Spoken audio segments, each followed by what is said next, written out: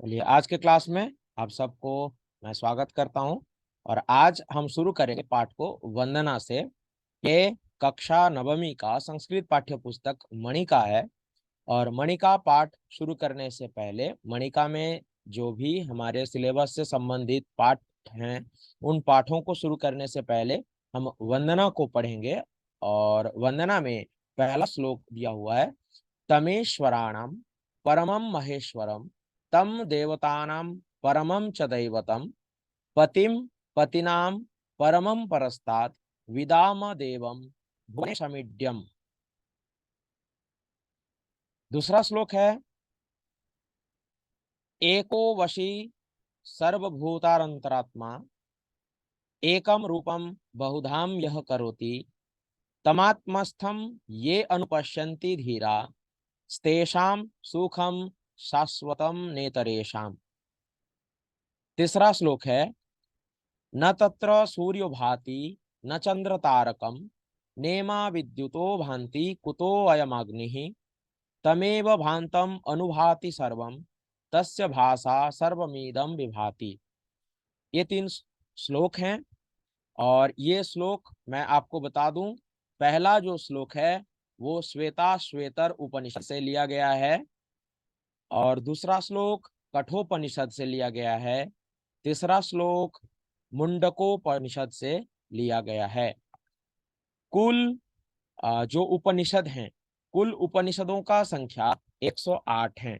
ठीक है, कुल उपनिषद कितने हैं? 108। देखिए,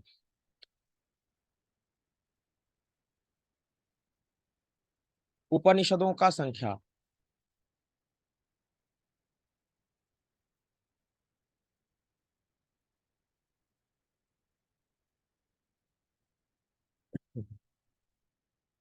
उपनिषद कुल कितने हैं? 108।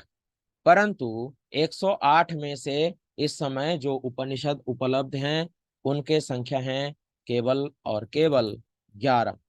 ठीक है, इस समय जो उपनिषद उपलब्ध हैं उनके संख्या है, अभी वर्तमान में जो पढ़ने के लिए उपलब्ध हैं। ठीक है, उपलब्ध कितने हैं? उपलब्ध मतलब आप समझते हैं, अवेलेबल। उपलब्ध है केवल और केवल 11। तो उनमें से ये जो पहला श्लोक दिया गया है, ये पहला श्लोक है, श्लोक दिया गया है श्वेता श्वेतर उपनिषद से। कहाँ से लिया गया है? श्वेता श्वेतर, श्वेता श्वेता श्वेतर, श्वेता श्वेतर, श्वेता श्वेतर उपनिषद से ये लिया गया है। ठीक है, तो मैं उपनिषदों का संख्या बताता हूँ।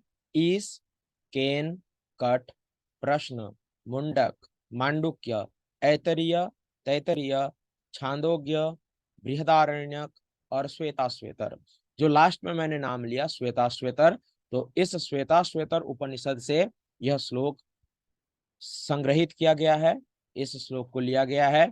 तो कहते हैं, तम ईश्वराणम परमम महेश्वरम तम देवतानां परमं च दैवतम पतिम पतिनाम परमं परस्तात् विदाम देवम भुवनेशमीड्यम। इसका अन्वय आप यूं समझ लीजिए, तम ईश्वराणाम परमं महेश्वरम, यानी वह परमात्मा, वह परमपिता परमात्मा महेश्वर, वह सभी ईश्वरों के भी ईश्वर हैं, अर्थात वह परमेश्वर महेश्वर है। तो महेश्वर का समास होता है महान ईश्वर, यह सह महेश्वर, अर्थात वह परमपिता परमात्मा महान ईश्वर हैं, अर्थात ईश्वरों के भी ईश्वर हैं, शक्तिशाली ईश्वरों के भी ईश्वर हैं। तम देवतान परमं च दैवतम, और वह परमपिता परमात्मा समस्त देवताओं में से भी परम देवता हैं, अर्थात सभी देवताओं के भी देवता हैं वह परमपिता परमात्मा, वह परमेश्वर। पतिम पतिनाम परमम परस्तात्, अर्थात वह परमपिता परमात्मा परमेश्वर सभी पतियों के, जगत पतियों के, स्वामियों के स्वामी हैं, पतियों के पति हैं। और कहते हैं कि जो उस देवता को, उस परमपिता परमात्मा को जान लेते हैं, वह व्यक्ति, वह व्यक्ति सभी प्रकार के सुखों को प्राप्त करता है, अर्थात सभी के द्वारा, सभी मनुष्यों के द्वारा वह परमपिता परमात्मा आराध्य हैं, सभी के द्वारा वह परमपिता परमात्मा उपासना करने योग्य हैं।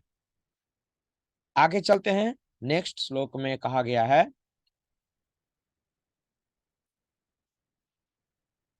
एको वशी सर्वभूतारंतरात्मा एकम रूपम बहुधा यह करोति तमात्मस्थम ये अनुपश्यन्ति धीरास्तेषाम शांति ही शाश्वती नेतरेशम। आप इसका अन्वय को ऐसे समझिए कि यह, यहाँ पे जो यह लिखा हुआ है, आप ऐसे समझिए, ये देखिए यहाँ पे लिखा हुआ है ना यह, तो कहते हैं यह एक वशी, जो परमपिता परमात्मा एक है और सबको वश में रखता है, सबको अपने कंट्रोल में रखते हैं, और सर्वभूतार अंतरात्मा, और सभी भूतों के अंतरात्मा है। भूत का अर्थ प्राणी होता है, तो सभी प्राणियों के जो अंतरात्मा है, अर्थात सभी प्राणियों में जो विराजमान है, सभी प्राणियों के अंदर जो अवस्थित हैं, और एकम रूपम बहुधा, लेकिन जो एक होते हुए भी अपने गुणों के अनुसार बहु रूपों को धारण करते हैं, अनेक रूपों को धारण करते हैं, तम आत्मस्थम ये अनुपश्यन्ति धीराहा। तो हम इस अन्वय को ऐसे समझेंगे, ये धीराहा अर्थात जो धैर्यवान लोग, जो नीति निपुण लोग, धैर्यवान लोग, महान लोग, साधु संत महात्मा लोग, तम उस परम पिता परमात्मा को, यहाँ पे तम लिखा हुआ है ना, तम अर्थात परम पिता परमात्मा को आत्मस्थम अनुपश्यन्ति, अंदर अपने आत्मा में विराजे हुए देखते हैं, अर्थात अपने आत्मा में देखते हैं, अर्थात अपने अंदर देखते हैं। तो कहते हैं तेषाम शांति शाश्वती, उन्हें शाश्वत शांति की प्राप्ति होती है, सुख और शांति की उन्हें प्राप्ति होती है। अर्थात जो तपस्वी लोग, जो साधु संत लोग, महात्मा लोग परमपिता परमात्मा को अपने अंतरात्मा में देख लेते हैं, उन्हें शांति की प्राप्ति होती है। न इतरेशम, तो यहाँ पे गुण संधि है, न प्लस तरेशम नेतरेशम, जैसे गण प्लस ईशः गणेश होता है, तो अकार के बाद, अ के बाद ई होने से उसे ए हो जाता है। ठीक है, अ प्लस ई या बड़ी, यानी अकार के बाद छोटी ई हो या फिर बड़ी ई हो, दोनों में से कोई भी हो तो इसे ए हो जाता है। तो इसका एक एग्जाम्पल आप देख सकते हैं, गण प्लस ईश, गण में अ है और ईश में ई है तो गणेश होता है। उसी प्रकार न में अ है प्लस ए तरेशम है तो नेतरेशम, तो यहाँ पे होगा नेतरेशम, अर्थात दूसरे लोग, अर्थात जो उस परम पिता परमात्मा को अपने अंतरात्मा में नहीं देखते हैं, उन्हें शाश्वत शांति की अनुभूति नहीं होती। तो आप इसका अर्थ समझ लो, वह परमात्मा एक होते हुए भी सभी को वश में रखने वाला है, सभी प्राणियों का अंतरात्मा है तथा अपने एक ही रूप को विभिन्न रूपों में प्रकट करता है। इस परम तत्व को जो बुद्धिमान व्यक्ति अपने में प्रतिष्ठित देखते हैं, उन्हें शाश्वत शांति की प्राप्ति होती है, दूसरों को इसकी प्राप्ति नहीं हो सकती। अब आपके जानकारी के लिए मैं बता दूं, यह कठोपनिषद से लिया गया श्लोक है। कहाँ से लिया गया है? कठोपनिषद। ठीक है, कठोपनिषद, ये कठोपनिषद से लिया गया ये वचन है, ये श्लोक है। एको वशी सर्वभूतारंतरात्मा एकम रूपम बहुधा यह करोति तमात्मस्थम ये अनुपश्यन्ति धीरास्तेषाम शांति शाश्वती नेतरेषाम।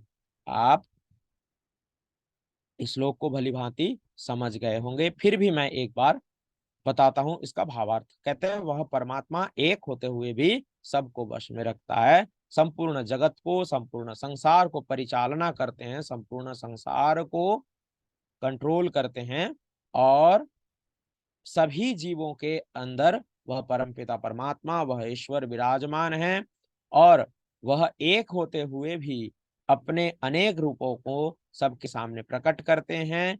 अनेक रूपों के एक होते हुए भी उनके गुणों के अनुसार, उनके कार्यों के अनुसार, उनके क्षमता के अनुसार हम उन्हें अलग अलग रूपों में देखते हैं या जानते हैं।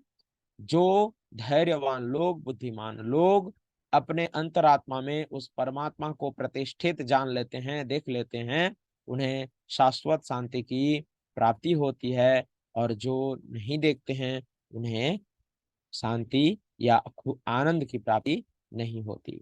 अब हम आगे बढ़ेंगे और अंतिम श्लोक को समझेंगे।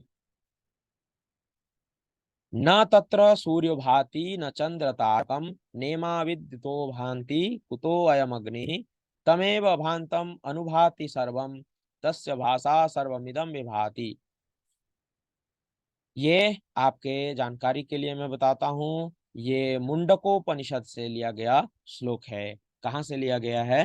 मुंडकोपनिषद। मुंडकोपनिषद। मुंडकोपनिषद।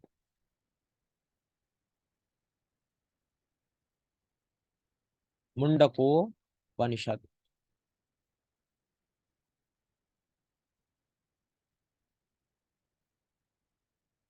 ये मुंडकोपनिषद से लिया गया श्लोक है। ठीक है। न तत्र सूर्यो भाति न चंद्र तारकम नेमा विद्युतो भांति कुतुमग्नि तमेव भांतम अनुभाति सर्वम तस्य भाषा सर्वमिदं विभाति।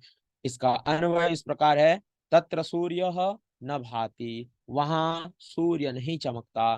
तारकम, चंद्र तारकम, च न च और चंद्र तारकम, और ना ही वहां चांद और तारे चमकते हैं। न इमा विद्युतः न भांति, और ना ही वहां बिजली कड़कती है, बिजली चमकती है। न भांति अयम अग्नि ही, और ना ही वहां कोई अग्नि है, ये जो भौतिक अग्नि है, और ना ही वहां कोई भौतिक अग्नि है। कुतः तत् प्रकाशयेत, तो फिर वह कहाँ से ये सूर्य चंद्र आदि को प्रकाशित करते हैं?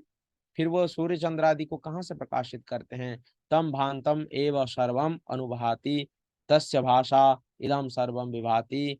अर्थात वह उसी आभा से अनुभाषित होता है। यह संपूर्ण विश्व उसी के प्रकाश से प्रकाशित एवं भाषित होता है या हो रहा है। तो प्रकाश अर्थात रोशनी, और परमपिता परमात्मा स्वयं अग्नि स्वरूप हैं, प्रकाशमान है, प्रकाश स्वरूप हैं। और उसी परमपिता परमात्मा के प्रकाश से ही यह संपूर्ण संसार, संपूर्ण जगत प्रकाशित हो रहा है। इसलिए वह परमपिता परमात्मा हम सब के द्वारा पूजनीय है, हम सब के द्वारा उपासना योग्य हैं। अब हम आगे बढ़ेंगे और पाठ को प्रारंभ करेंगे। सबसे पहला पाठ है अविवेक परम आपदाम पदम। पहला जो पाठ है उस पाठ का नाम है अविवेक परम आपदाम पदम। तो यहाँ पे संयोग हुआ है परम प्लस आपदाम, परम आपदाम। ठीक है। तो इसका परम प्लस आपदाम,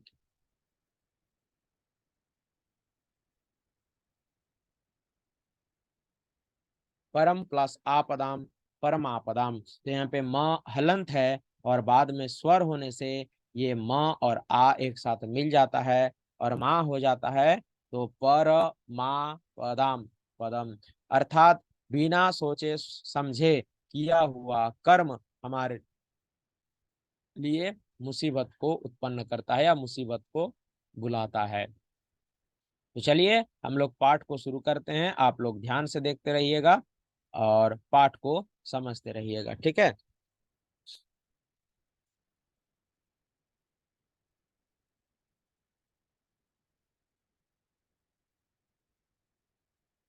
अब यहाँ देखो क्या लिखा गया है।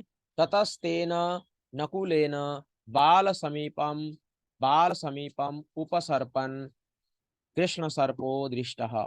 ठीक है। ततः तेन, मैं आज क्लास में आपको सत्व संधि के बारे में बता रहा था कि विसर्ग कहीं कहीं पर स में परिवर्तन हो जाता है। तो यहाँ पे यदि हम संधि विच्छेद करें तो इसका संधि विच्छेद होगा ततः, ततः प्लस तेन, तेन, तो ये हो गया ततस्तेन। ततः उसके बाद, तेन उसके द्वारा, ततः मतलब उसके बाद और तेन मतलब उसके द्वारा, ततः तेन उसके, इसके बाद उसके द्वारा, नकुलेन, यानी नकुलेन, नकुल का क्या अर्थ आप जानते होंगे? नकुल का अर्थ होता है नेवला। ठीक है, नकुल का अर्थ होता है नेवला। यहाँ पे आप देख सकते हैं एक नेवला का चित्र दिया गया है, और बिना सोचे समझे एक व्यक्ति इस नेवले को एक डंडे से प्रहार कर रहा है, और इस डंडे के प्रहार से उस नेवला का जीवन खत्म हो जाता है और नेवला मर जाता है। ततस्तेन उसके बाद उस नेवले के द्वारा, बाल समीपम अर्थात बालक के पास, बाल समीपम बालक के पास, उपसर्पण नजदीक आता हुआ, बालक के नजदीक आता हुआ, कृष्ण सर्पो दृष्ट, कृष्ण सर्प को यानी काला सांप को, काला नाग को देखा। किसने देखा? तो नकुलेन दृष्ट, नकुल के द्वारा देखा गया। तो तेन नकुलेन दृष्ट, उस नकुल के द्वारा, उस नेवले के द्वारा देखा गया। क्या देखा गया? कृष्ण सर्प अर्थात काला नाग को देखा गया। किसके पास आता हुआ? ना बाल समीपम, बालक के पास आता हुआ एक काला सांप को उस नेवले के द्वारा देखा गया।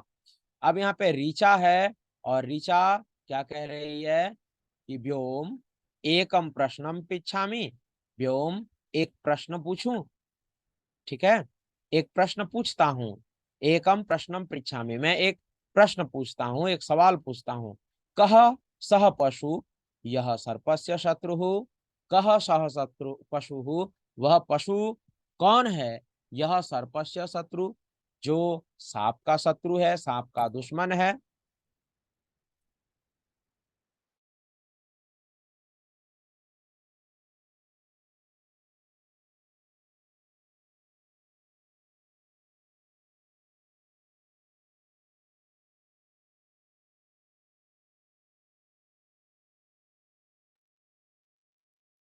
तो व्योम से पूछता है पूछती है ऋचा कि एक प्रश्न पूछती हूँ, कह सह पशु यह सर्पस्य शत्रु, वह कौन सा पशु है जो सांप का दुश्मन है?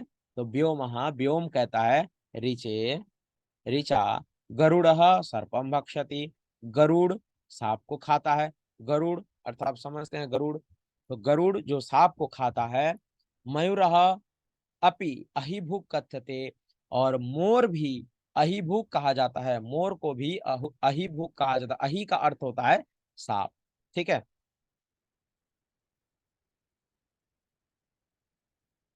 ठीक है, ध्यान रखना है आपको। अहि का अर्थ होता है सर्प, अहि,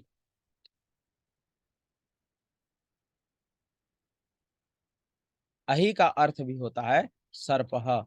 ठीक है, तो सर्प का क्या अर्थ होता है? तो सर्प का अर्थ होता है सांप।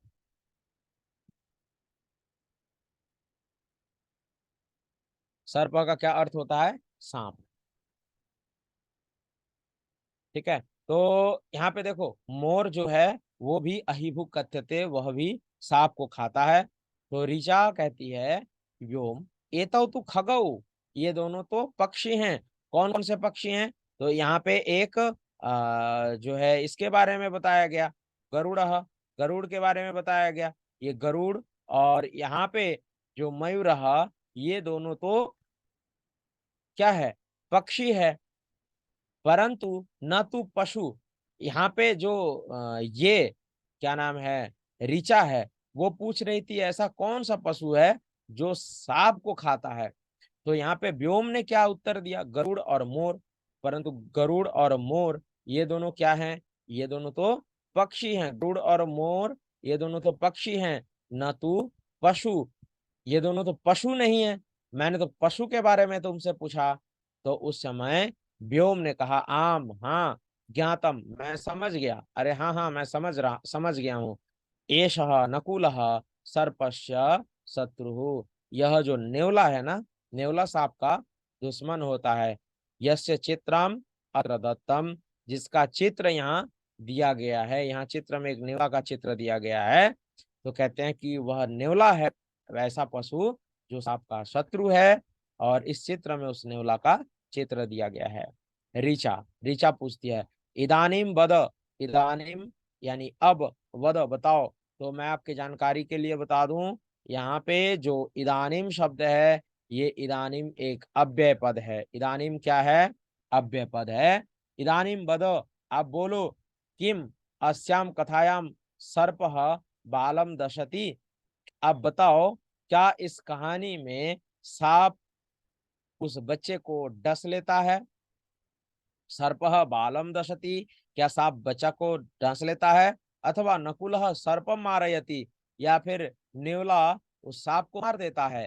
तो व्योमः व्योम कहता है एतत्तु कथाम पठित्वा एव ज्ञास्यामः, यह तो इस कहानी को पढ़कर जानेंगे। तो यहाँ पे पठित्वा में कौन सा प्रत्यय है? आप लोग फटाफट बताओ मुझे जल्दी से, पठित्वा में प्रत्यय कौन सा है, जल्दी बताओ। सर कटवा है। तो कत्वा प्रत्यय है। बहुत अच्छे, बहुत सुंदर। तो यहाँ पे जो पठित्वा शब्द है इसमें कत्वा प्रत्यय है। तो ए तत्तु कथाम पठित्वा, यह तो कहानी को पढ़कर ही। यहाँ पे जो एवह शब्द दिया हुआ है, ये देखो एव शब्द दिया हुआ है ना, एव भी एक अव्यय पद है, एव एक अव्यय पद है, ठीक है। पठित्वा एव पढ़कर ही, ज्ञास्यामः जानेंगे। यहाँ पे कौन सा लकार है? ज्ञास्यामः में लकार कौन सा है आपको बताना है, जल्दी से बताओ। यहाँ पे ज्ञास्यामः में लकार कौन सा है, जल्दी बताओ।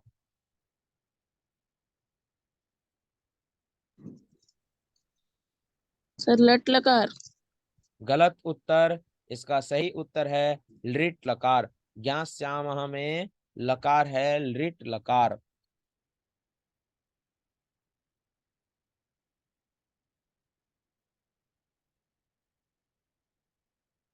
यहाँ पे लकार है लृट लकार,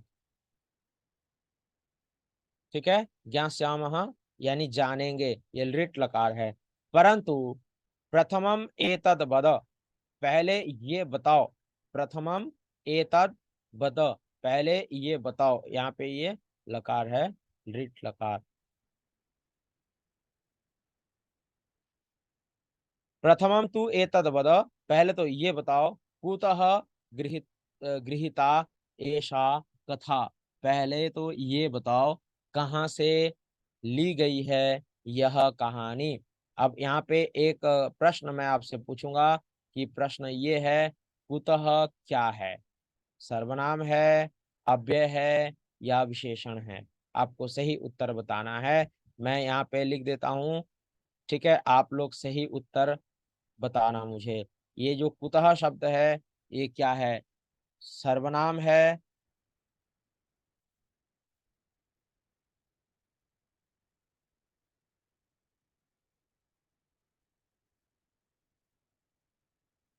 ये सर्वनाम है या फिर विशेषण है?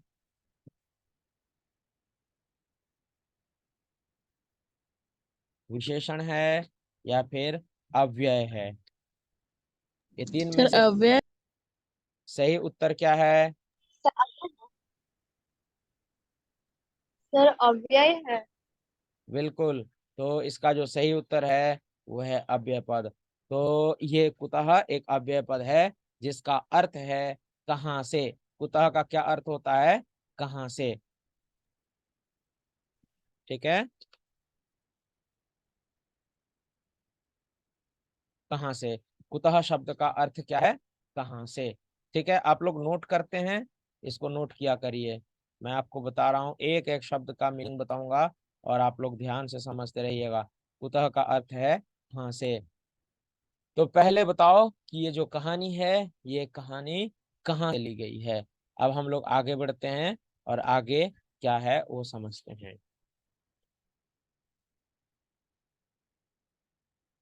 तो ऋचा कहती है मम आचार्य अकथयत, मेरी आचार्य ने कहा है ऐसा कथा हितोपदेशात गृहीता, यह कहानी ऐसा कथा हितोपदेशात गृहीता, हितोपदेश से लिया गया है।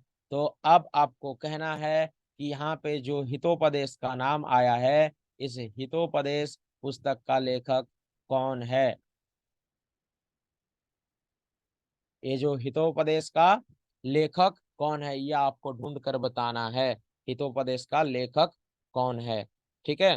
हितोपदेश का लेखक आपको बताना है, आप लोग ढूंढ कर मुझे बताइएगा, या फिर मुझे कमेंट बॉक्स में, चैट बॉक्स में मुझे कमेंट करके बताइए कि ये कहाँ से लिया गया है, हितोपदेश कहाँ से लिया गया है। सॉरी, हितोपदेश का लेखक कौन है। तत्र अनेकाः मनोरंजकाः, उस हितोपदेश में अनेकाः मनोरंजकाः अर्थात मनोरंजनकारी, मन को खुश कर देने वाली नीति कथाः सन्ति, नीति कथाएं हैं। व्योम, व्योम कहता है बाढ़म, बाढ़म बहुत अच्छे, पाठम पठित्वा तब प्रश्नस्य उत्तरम दास्यामि। पाठम पठित्वा, पाठ को पढ़ करके, इसमें कत्वा प्रत्यय है, पाठम पठित्वा पाठ को पढ़ करके, तब प्रश्नस्य उत्तरम दास्यामि, तुम्हारे प्रश्न का उत्तर मैं दूंगा। ये व्योम कह रहा है। अब यहाँ पे सवाल ये है कि यहाँ पे जो दास्यामी पद दिया गया है, इसमें लकार कौन सा लकार है, इसमें दास्यामी में कौन सा लकार है। आप जल्दी से, हाँ किसी बच्चे ने उत्तर दिया सर रीट लकार, वेरी गुड। तो ये दास्यामी में लकार है, रीट लकार, वेरी गुड।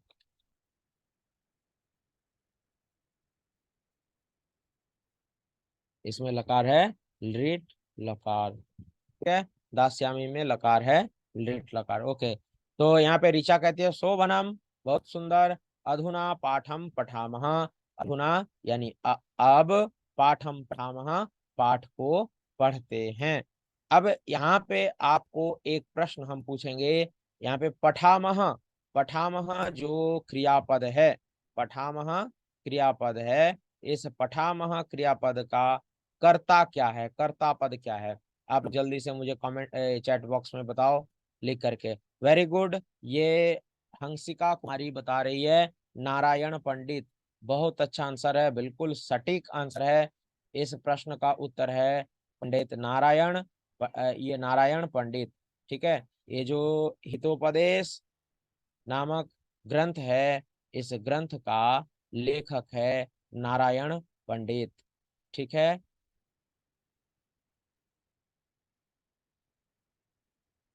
इस हितोपदेश ग्रंथ का लेखक है नारायण पंडित। क्या आप लोग पहले से ये जानते थे, हितोपदेश ग्रंथ का लेखक है नारायण पंडित, ठीक है।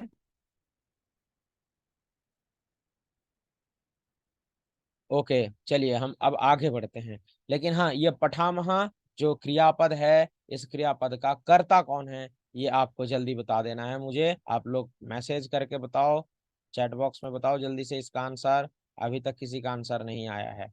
आप बता सकते हो या मैं बता दूं, बताओ।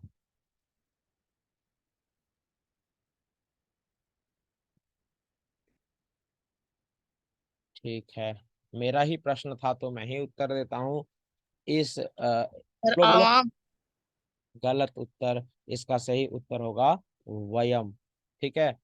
पठामह, ये इस क्रियापद का कर्ता होगा वयम, ओके। तो ये टाइम आपका लगता है समाप्त है, 2 मिनट का समय बच रहा है। आज के क्लास में हम लोग यहीं तक छोड़ते हैं, और फिर कल के क्लास में हम लोग जब ऑनलाइन क्लास होगा, ऑनलाइन क्लास में मैं आपको इस पाठ को आगे पढ़ाऊंगा, और ऑफलाइन क्लास में मैं आपको व्याकरण ही पढ़ाऊंगा, ठीक है। ओके, तो ये पाठ हम लोग कल पढ़ेंगे। आज के क्लास में इतना ही।